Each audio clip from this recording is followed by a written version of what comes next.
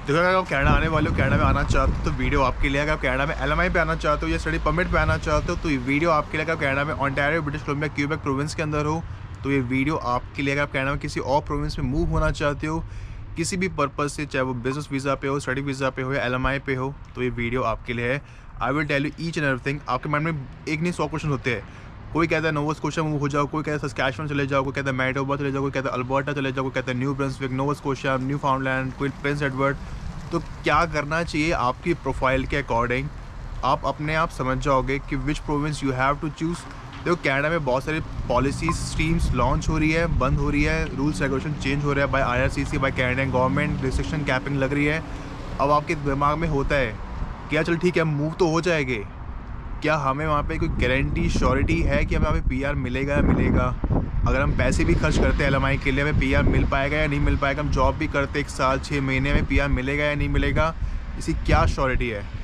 So I will tell you each and everything and you will understand by yourself कि आपको move होना चाहिए और कहाँ मूव होना चाहिए। कनाडा 12th के बाद आ रहे हो तो मैं आपको सीधा सीधा बोलूँगा, कनाडा 12th के बाद मत आना।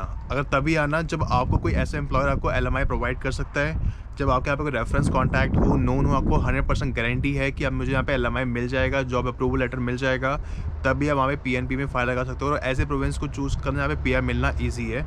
तो ये हो गया 12th की बात। अगर आप 12th के, मैं आपको पहले एक चीज़ कहना चाहूँगा, 12th के बाद मत ही आओ, अपनी होम कंट्री में ग्रेजुएशन करो, 1 साल का एक्सपीरियंस लो। एक्सपीरियंस लेने के बाद यहाँ पे डिप्लोमा लो, सर्टिफिकेट लो या मास्टर डिग्री पे एनरोल करो।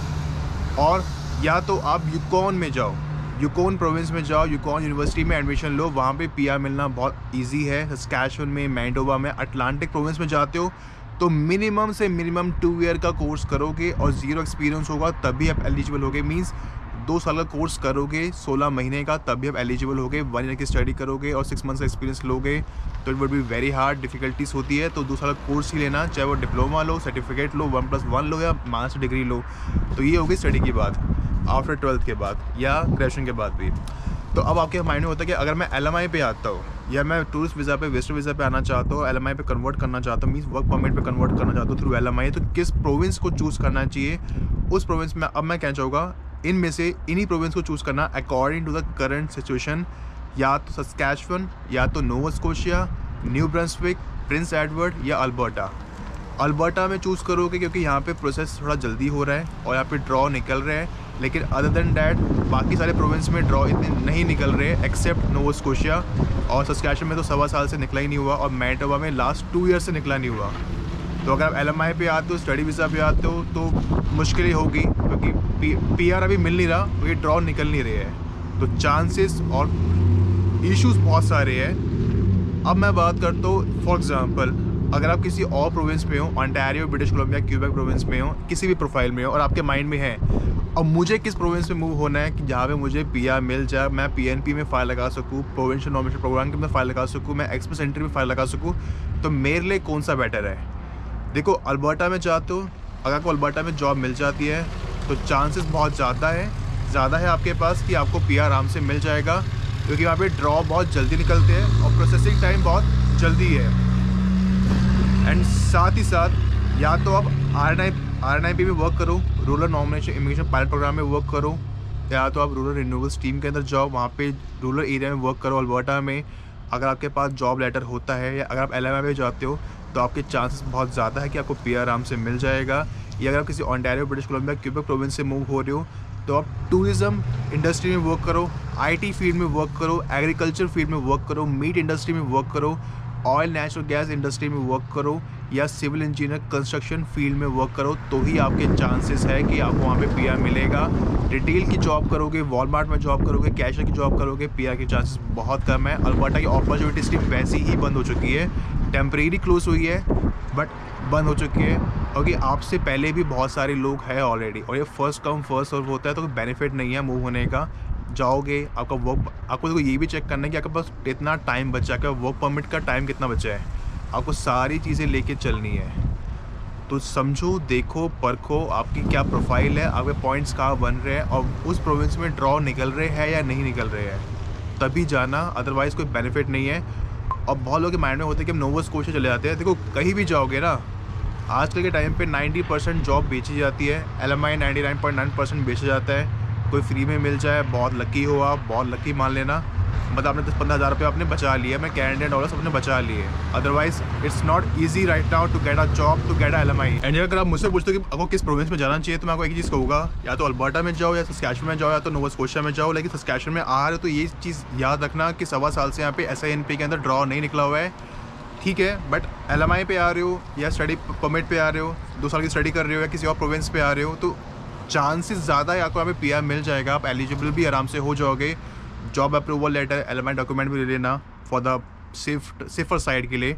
आप एक्सप्रेस एंट्री में फ़ाइल लगा सकते हो, और आपको LMI डॉक्यूमेंट वही प्रोवाइड कर सकता है जिसका LMI अप्रूव्ड बिजनेस होगा। LMI अप्रूव्ड बिजनेस उसी का होगा जिसका बिजनेस मिनिमम 2 ईयर्स पुराना होगा। साथ ही साथ या फ्रेंच लैंग्वेज सीख लो, TCF TEF का एग्ज़ाम दे दो, टेस्ट डेवलेशन दे फ्रांसिस का एग्ज़ाम दे दो, या वो काफ़ी हेल्प करेगा in terms of getting a PR। Express entry में फ़ाइल लगा सकते हो, क्योंकि फ़्रेंच की यहाँ पे बहुत डिमांड है कनाडा में, क्योंकि फ्रेंच सेकंड ऑफिशियल लैंग्वेज है, चांसेस ज़्यादा है। और इसके लास्ट एक हफ़्ते पहले, मतलब एक हफ़्ते पहले की बात है, 7000 ड्रॉ निकले थे। तो getting a PR if you know French, अगर आपको B2 लेवल तक आती है, आपने एग्ज़ाम क्लियर किया हुआ है, चांसेस बहुत ज़्यादा है। आपको हेल्प भी करेगा part time full time jobs में भी। PN पे भी फ़ाइल लगा सकते हो, उसमें आपको पॉइंट्स एक्स्ट्रा मिल जाते हैं। एक्सप्रेस एंट्री के अंदर भी फ़ाइल लगा सकते हो, फ्रेंच बेस्ड ड्रॉ होते हैं, चांसेस हर चीज़ में ज़्यादा है। देखो यार, मैं आखिरी में एक चीज़ कहना चाहूँगा, if you watching this video from your home country, but सोचो समझो कि कनाडा आपको अगर आना है तो क्यों आना है। If you have a road map, if you have a goal, if you know how to create opportunity for yourself, if you have any business idea, तभी आना। Otherwise just a waste of time, कोई benefit नहीं है। सिर्फ job के लिए आ रहे हो, लेबर जॉब करोगे, बेवकूफ़ी वाली बात है। अगर आपको लग रहा है कि मेरी होम कंट्री के हालात बहुत ही ख़राब है, तो फिर आप आ जाओ, दैट्स अ डिफरेंट थिंग। अगर आपको लगता है कि मेरी होम कंट्री में GDP ऊपर जा रही है, अपॉर्चुनिटीज़ है, इकॉनमी ऊपर जा रही है, मेरे को स्ट्रेस नहीं लेना, मुझे मेंटली अनस्टेबल नहीं होना, स्टेबल ही रहना है, मेरे को डिप्रेशन, टेंशन, एंग्जाइटी में नहीं जाना, मुझे घर का खाना बहुत पसंद है, अपने माँ बाप के साथ रहना पसंद है, अपनी फैमिली के साथ रहना पसंद है, तो कनाडा मत आओ। या अगर आपको लग रहा है कि मुझे किसी फॉरेन कंट्री में जाना ही जाना है, तो मैं किस कंट्री को चूज़ करूँ, मैं आपको कहूँगा ना ही ऑस्ट्रेलिया, ना ही UK, अमेरिका, किसी और कंट्री को चूज़ मत करो। You have to choose Germany. In my opinion choose Germany. हर चीज़ में जर्मनी में अपॉर्चुनिटीज़ भी है, गेटिंग अ PR भी यहाँ पे ईजी हो गया है, GDP भी उनकी अच्छी है, अपॉर्चुनिटी हर फील्ड में है, and you will earn a good amount of money.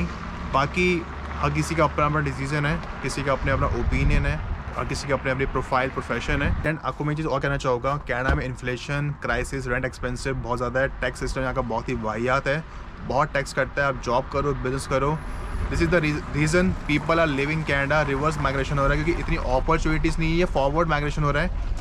Forward migration means कि लोग यहाँ पे कैनेडियन सिटीजन बन जाते हैं, PR ले लेते हैं, एंड वो वर्क करते हैं, बिजनेस करते हैं US में। अब उनके माइंड में होता है यार कि मरवाना यहाँ भी है, मरवाना वहाँ भी है, तो इट्स बेटर कि ज़्यादा जहाँ पे आपको ज़्यादा आपकी इनकम हो, जहाँ पे आपको ज़्यादा फैसिलिटीज़, ज़्यादा बेटर अपॉर्चुनिटीज़ आपको मिले, तो वो फॉरवर्ड इमिग्रेशन कर लेते हैं, मीन्स वो US चले जाते हैं वर्क के लिए या बिजनेस के लिए। और देखो सिंपल सी बात है, why are you coming to Canada? To get a Canadian passport, to have a quality of life, to earn a good amount of money, to have a bright future. This is the reason we are coming to Canada and the country of immigrants.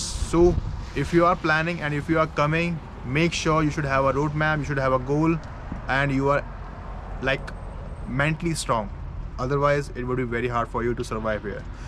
So video यहीं पे end करता हूँ। End करने से पहले if you have any question regarding anything, just let me know the comment section, and if you want a mini session 1-to-1, you can DM me on the Instagram, and मैं Instagram पे काफ़ी active भी हूँ, and you can follow me on Instagram। तब तक के लिए goodbye and have a great day and enjoy your life.